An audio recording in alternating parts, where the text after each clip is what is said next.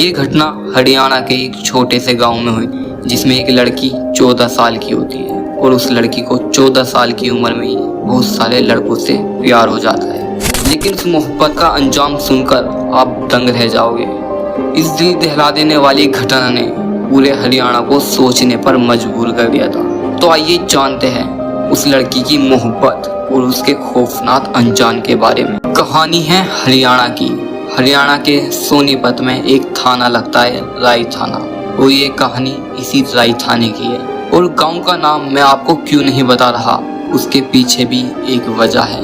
वो वजह आपको वीडियो में आगे पता चलेगी। तो कहानी को जानने के लिए आपको 5 साल पहले चलना होगा। मध्य प्रदेश में एक गाँव लगता है टिकमगढ़। टिकमगढ़ में एक शख्स रहता है गंगाराम, और ये कहानी उसी गंगाराम और उसके परिवार की है। गंगाराम की शादी एक शोभा नाम की लड़की से होती है। शोभा की शादी पहले भी हुई थी। उस शादी से शोभा की एक बेटी भी थी। शोभा का पहला पति मर जाता है तो उसकी शादी गंगाराम से करा देते हैं। जब शोभा की शादी गंगाराम से होती है तो शोभा अपनी बेटी को लेकर गंगाराम के पास आ जाती है। शादी के कुछ टाइम बाद उन दोनों के 2 बच्चे होते हैं, जिसमें लड़का अभी 3 साल का होता है और लड़के का नाम ऋतिक होता है, और लड़की अभी 4 साल की है जिसका नाम है आस्था। उन दोनों में सिर्फ 1 साल का ही फर्क होता है। उनका परिवार थोड़ा बड़ा होता है। तो गंगाराम और उसकी वाइफ शोभा ये दोनों सोच लेते हैं कि टिकमगढ़ में ना तो कोई रहने का सहारा है और ना ही यहाँ पर रोजगार, तो यहाँ से चलते हैं। और वो दोनों टिकमगढ़ को छोड़कर हरियाणा चले जाते हैं, जिससे उनकी अच्छी सी नौकरी लग जाए और वो थोड़ा कमा ले और अपने बच्चों का पेट पाल सके। हरियाणा के अंदर एक जगह होती है सोनीपत। वो दोनों हरियाणा के सोनीपत में आ जाते हैं और इसी सोनीपत में एक थाना लगता है, राई थाना। गंगाराम और शोभा अपने बच्चे को लेकर थाने के पास ही किसी गांव में रहने लगते हैं। गंगाराम और शोभा अपनी सबसे बड़ी बेटी रीतू को टिकमगढ़ गांव में ही छोड़कर आ जाते हैं कि तुम अपने दादा और दादी का ख्याल रखना। रीतू शोभा की पहली लड़की थी जो किसी और पिता की होती है। रीतू की उम्र अभी सिर्फ 14 साल की थी। उसके बाद गंगाराम और शोभा दोनों काम ढूंढने लगते हैं। गंगाराम एक राजमिस्त्री के पास चिनाई का काम करना शुरू कर देता है। तो शोभा सोचती है कि मेरा भी घर पे रहने का कोई मतलब नहीं है, और वो गंगाराम के साथ मजदूरी करने लगती है, जिसकी वजह से उन दोनों की आमदनी भी बढ़ जाती है और बच्चों का पालन पोषण भी बहुत अच्छा होने लगता है। धीरे धीरे काफी समय बीत जाता है। अब ये दोनों यहाँ अच्छे से सेट हो गए थे और इनका अच्छा खासा घर भी चलने लगा था। अब इनके आसपास के लोग भी इन्हें पहचानने लगे थे और इनके मकान मालिक को भी इनके छोटे छोटे बच्चों से प्यार होने लगा था। इनका मकान मालिक भी इन्हें बहुत खिलाया करता था। हरियाणा के लोग इन दोनों को बहुत ही अच्छी नज़र से और शरीफ नज़र से देखने लगे। उसके कुछ दिन बाद शोभा गंगाराम से कहती है कि जो हमारी बेटी थी रीतू, उसे हमें यहाँ बुला लेना चाहिए। मैं काम करती हूँ, आपके साथ जाती हूँ, तो वो हमारे बच्चों और घर का ख्याल रख लेती। गंगाराम भी कहता है कि बाबू तुम बिल्कुल सही कह रही हो, हमें उसे बुला लेना चाहिए, क्योंकि वो अगर यहाँ रहेगी तो हमारी भी थोड़ी सी मदद हो जाएगी। अब फरवरी के महीने में गंगाराम रीतू को टिकमगढ़ को छोड़कर हरियाणा में ले आता है, राय थाने के पास। उसकी बेटी अब पूरी 14 साल की हो चुकी थी, इसलिए वो रीतू का भी स्कूल में नाम लिखा देता है। रीतू का रोज का रूटीन था, वो सुबह नाश्ता और खाना बनाकर स्कूल चली जाती थी और स्कूल से वापस आने के बाद दोबारा खाना बनाने लगती थी। उनकी पूरी फैमिली बहुत ज़्यादा अच्छी चल रही है। वो बहुत ज़्यादा खुश थे और खुशहाल तरीके से अपनी लाइफ को जीने लगते हैं। अब धीरे धीरे वक्त गुजरने लगता है। अब फरवरी से अप्रैल का महीना चल रहा होता है। रीतू भी 6th क्लास से 7th क्लास में आ जाती है। अब उसे कुछ किताबों की ज़रूरत होती है, तो वो अपने पापा गंगाराम से बोलती है कि पापा मुझे किताबों की बहुत ज़्यादा ज़रूरत है, प्लीज़ मुझे किताबें दिला दो, मुझे पढ़ाई करनी है, या तो आप मुझे पैसे दे दो या फिर बुक आप ही खरीद कर ले आओ। गंगाराम अपनी लड़की से कहता है कि तुम कहाँ जाओगी, मैं बुक तुम्हें खुद ही लाकर दे दूंगा।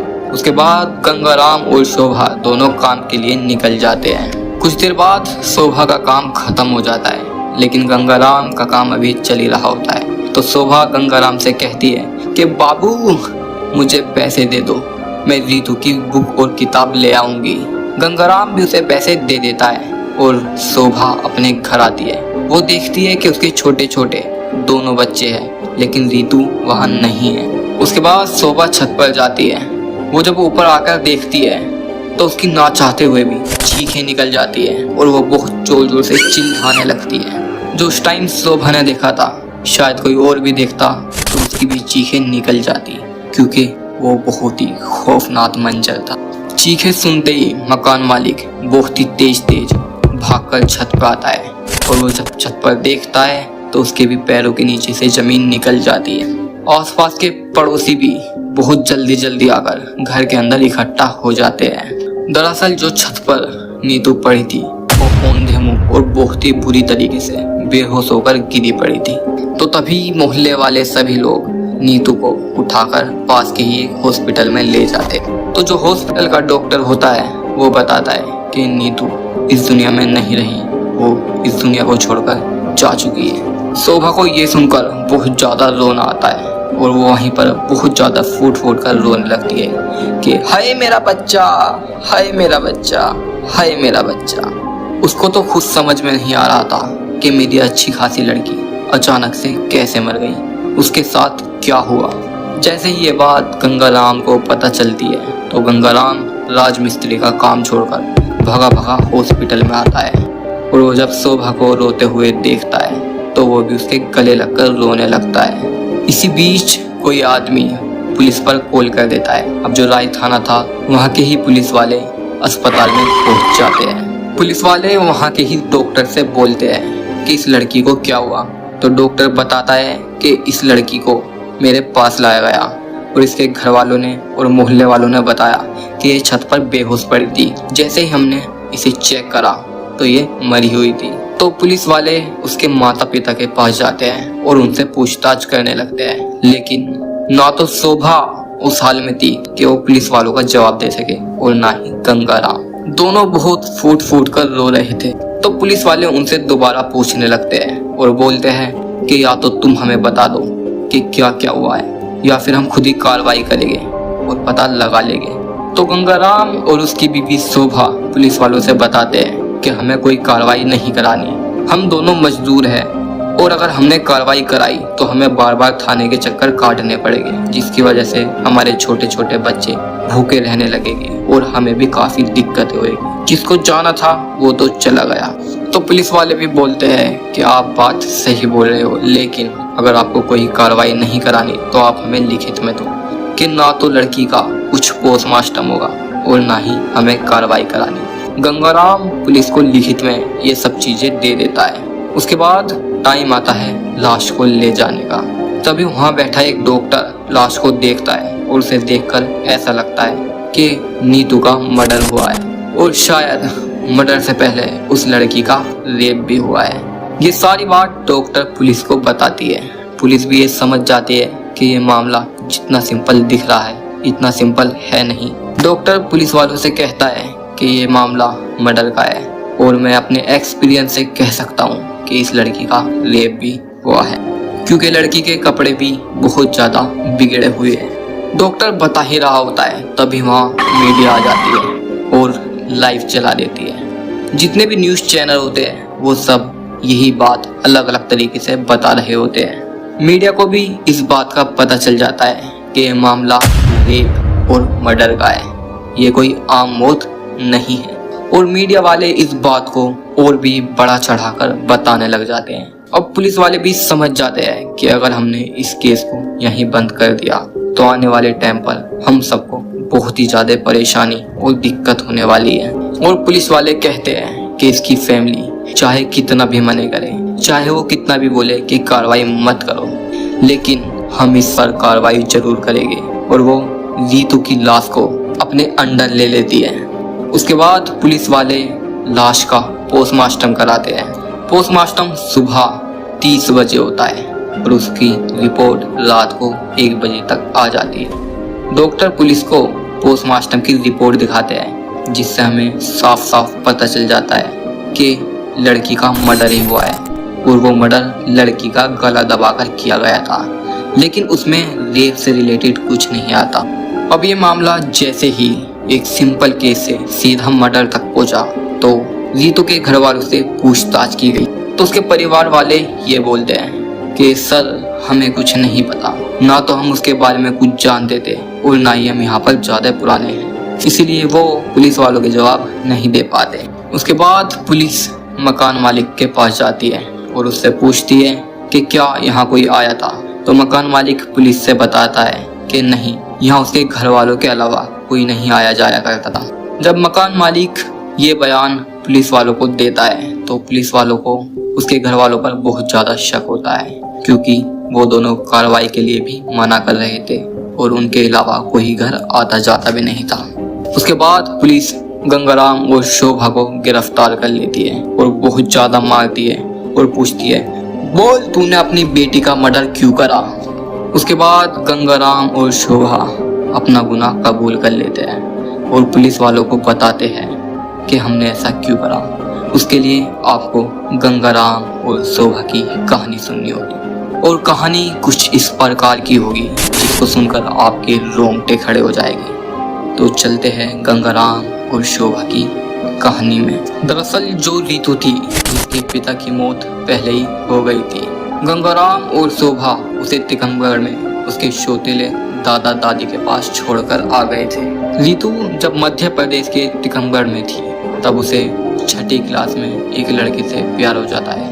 यकीन मानिए रीतू की उम्र उस समय सिर्फ 13 साल थी और जो रीतू के सौतेले दादा दादी थे उन दोनों को इस मामले में कुछ भी जानकारी नहीं थी। जब मोहल्ले वाले उसके दादा दादी को ये सारी बात बताते हैं कि रीतू मोहल्ले के सभी लड़कों से बातचीत करती है और कुछ गलत करने के बारे में भी सोचती है, तो रीतू के दादा दादी ये सोचकर उस चीज को भूल जाते हैं कि अभी सिर्फ 13 साल की है, क्या ही कर लेगी।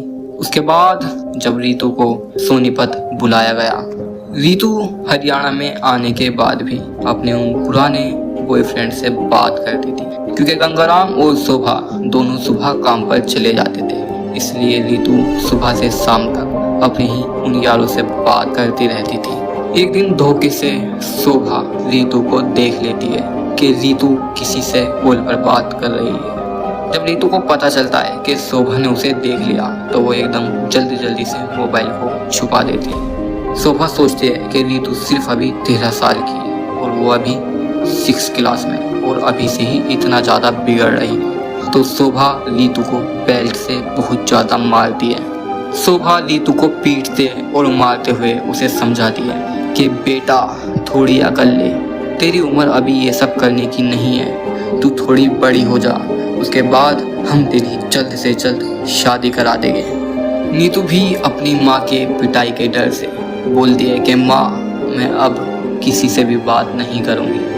लेकिन जब धीरे धीरे समय गुजरने लगता है तो शोभा देखती है कि रीतू फिर से किसी से बात कर रही है, लेकिन इस बार कोई और लड़का है, तो शोभा रीतू को फिर बहुत मारती है और समझाती है कि बाबू अब के तुझे बाबू नहीं बोलने की, तेरे पीछे लट चढ़ा दूंगी अगर तूने आगे किसी भी लड़के से बात करी तो। लेकिन रीतू के ये सब खून में था, वो अलग अलग लड़कों से बात करती है और मोबाइल भी ऐसी जगह छुपाती है जहाँ शोभा मोबाइल को बार बार पकड़ लेती है और उसके बाद वो उसका मोबाइल छीन कर रख लेती है। लेकिन रीतू बार बार नए मोबाइल का जुगाड़ कर लेती है। गंगाराम और शोभा का मानना था कि करीबन 1.5 महीने में शोभा ने रीतू को 50 बार पकड़ा और उसे 50 बार पीटा, लेकिन बार बार रीतू एक ही बात बोलती थी कि माँ मैं आज के बाद किसी लड़के से बात नहीं करूँगी। लेकिन उसके बाद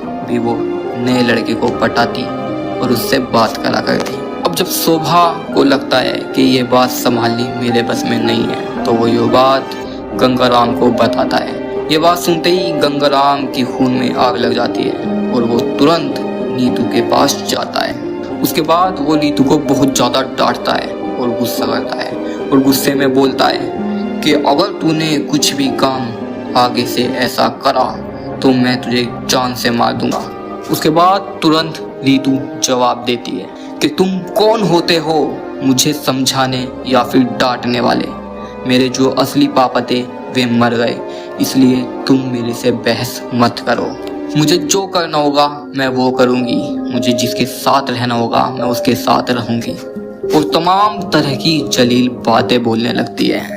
रीतू अब हरियाणा के अंदर भी पड़ोसी के लड़कों को सेट कर लेती है और तो और स्कूल के भी सभी लड़कों को सेट कर लेती है। लेकिन रीतू के परिवार वाले गंगाराम और शोभा रीतू को बहुत ज़्यादा समझाते हैं। उनके घर बहुत ज़्यादा लड़ाइयाँ होने लगी थी। वो दोनों रीतू को बहुत मारते पीटते और समझाते, लेकिन रीतू को अब इन चीज़ों की आदत लग गई थी। उसे इन चीज़ों से फर्क नहीं पड़ता था। और उसके बाद वो अपने परिवार वालों के सामने लड़कों से बात करने लगती। धीरे धीरे टाइम बीतता है। रात के टाइम रीतू और उसका परिवार खाना खाने के लिए बैठते हैं। अब शोभा रात के टाइम गंगाराम को बताती है कि रीतू आज भी किसी लड़के से बात कर रही थी। गंगाराम को बहुत ज़्यादा गुस्सा आता है और वो बोलता है कि ये बात बिल्कुल भी ठीक नहीं है।